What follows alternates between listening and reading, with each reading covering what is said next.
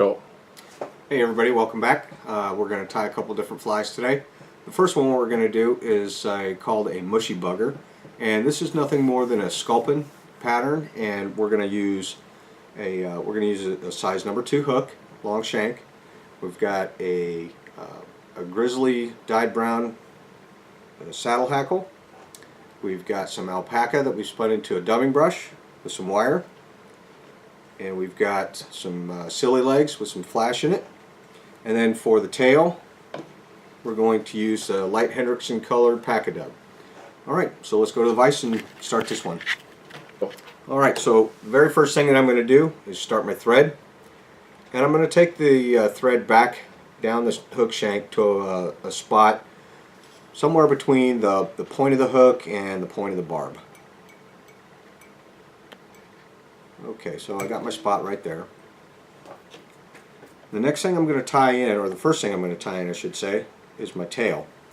So for the tail I'm going to take my my light Hendrickson Pacadub out of the container, and I'm going to grab it, pull out a chunk right here. Now you can make this as thin or as thick as you like. You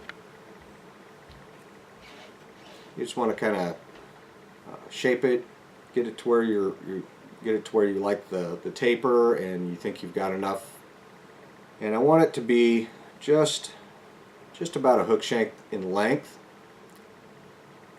I think with this one I'm going to make it a little bit more thick. There we go.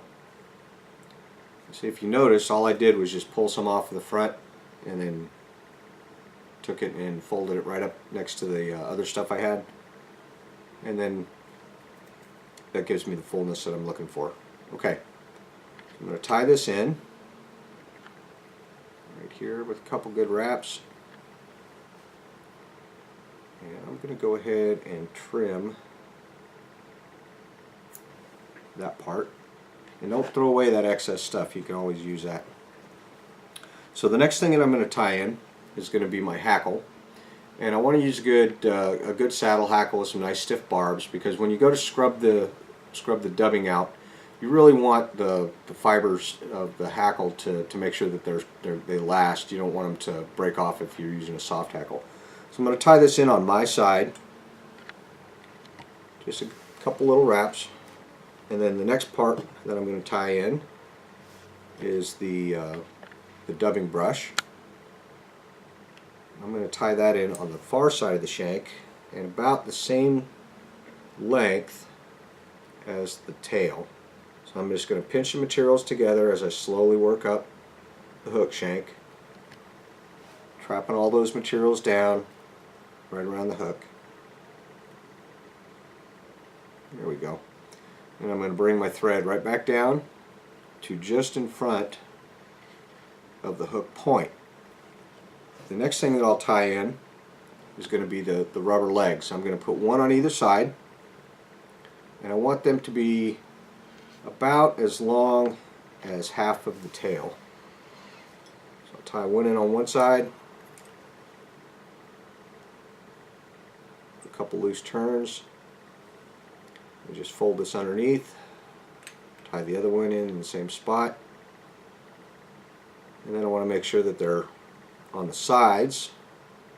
To trim them, you can simply just pull them together, pull them straight up, trim them to length, and there you go. And then I'm going to move my thread forward, about 2/3 to 3/4 of the way up the hook shank, and I'm going to tie in the next set of rubber legs. And I want these to extend back to where the second set are. Again, tying them in on the sides. Nice and easy. You gotta make sure that you don't really put a whole lot of pressure on those rubber legs. You'll cut right through them. And then trim them to length. There we go. Okay, so now I've got two sets of rubber legs. Make sure everything's secured. I'm going to put a half hitch right here. Bring my bobbin cradle around. The first thing I'm going to wrap up is going to be my dubbing brush. I want to make sure that I don't trap down the rubber legs and I don't trap down the hackle. I'm just going to wrap that right up to where my thread's at. go. You can help position your rubber legs. There we go. And we're just going to wrap that right on up. Right in touching turns as you go.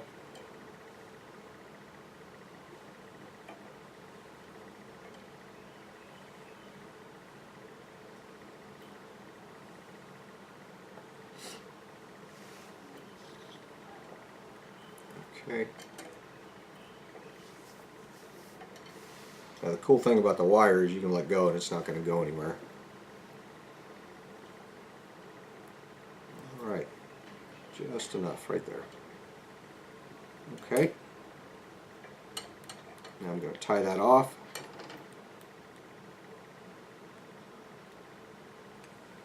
And normally with wire I would wiggle it so that I don't dull my scissors, but in this case, since it's so short, I'm just going to push it down and get it seated on the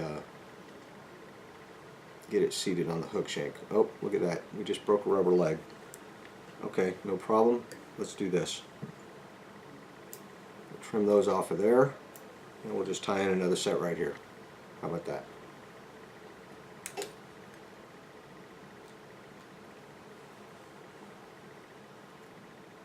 Gotta have those rubber legs on this fly.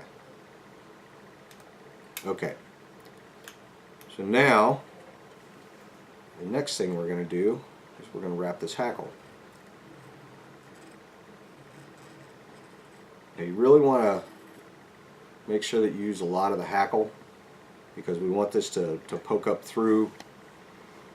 We want this to poke up through the fibers when we scrub it out. You want to put several wraps behind the legs, several wraps in front of the legs, and just work it all the way up the body.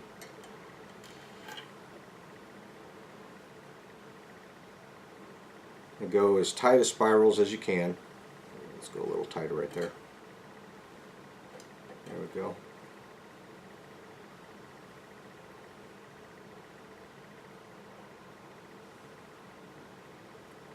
Yeah, a good friend of mine, Paul Norman, is one who showed me this pattern with Pack-A-Dub.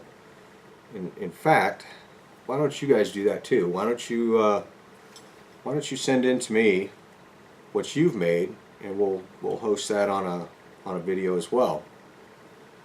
See what some of my guys are out there tying. Okay, so there we go. We've got the hackle tied off. I'm going to pull all this back. So we've got the hackle wrapped up to the front here.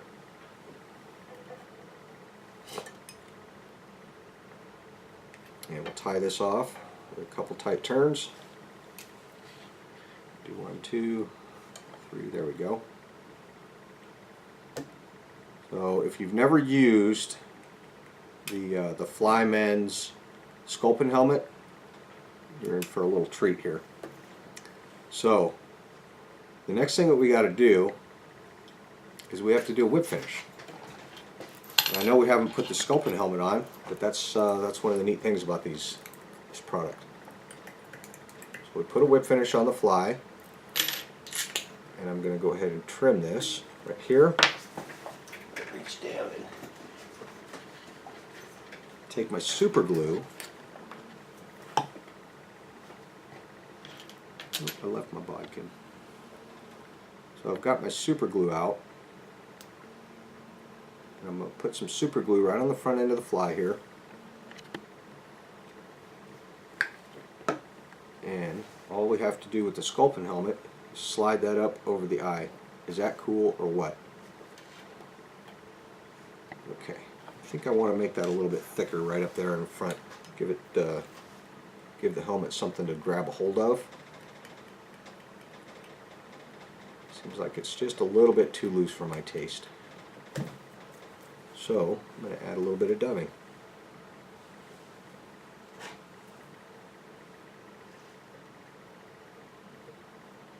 That's alright if this dubbing gets saturated with glue, because you're going to glue the helmet to it anyway. There we go. Now we're getting there. Let's give this a test. Still need a little more.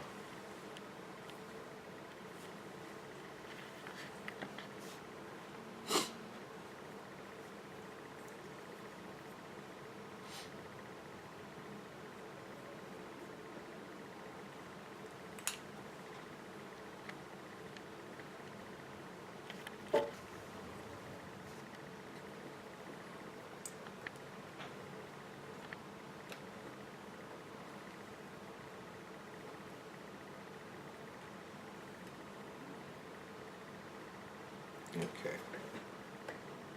I think we're going to go with that right there. Alright, so now we're going to add a little bit more glue in here because it didn't quite get saturated. Add it right around to the front of this dubbing. There we go. And then we're simply going to slide this on there. Going to have to force it back just a tad bit.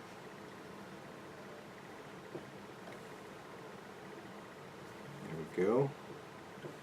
And then to finish it off, I'm going to change thread color.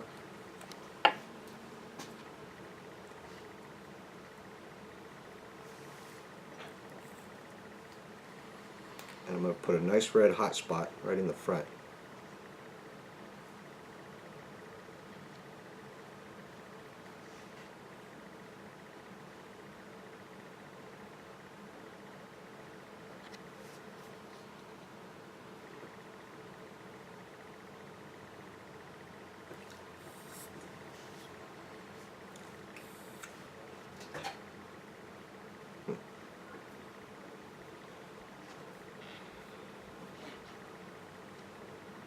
Threads are not wanting to play with me.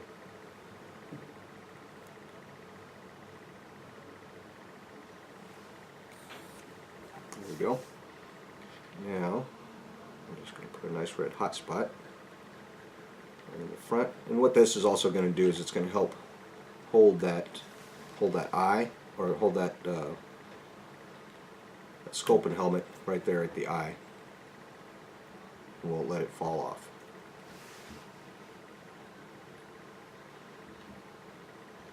I'm just building it up right there.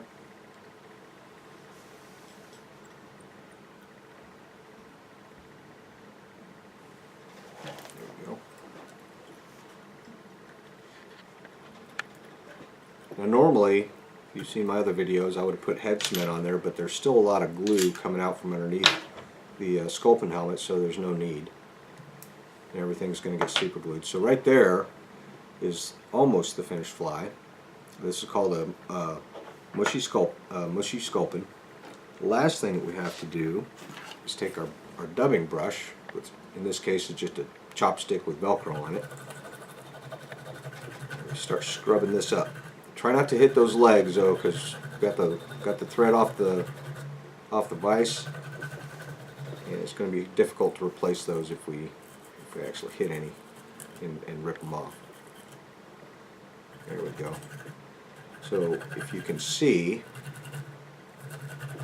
if you look really close right here at the hackles, you'll see the fibers starting to pull out of that dubbing brush, and that fiber and the hackle combination just looks really lifelike and mushy. Is about the best term that Paul and I can come up with. Is it's just mushy and alive, which is why we call it the Mushy Bugger.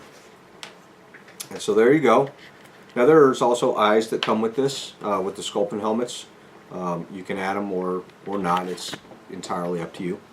So there's your Mushy Bugger. Great for trout, smallmouth bass, largemouth bass, you name it. If it swims and eats other things, then that's probably a good fly for you. Thanks a lot. Have a great day.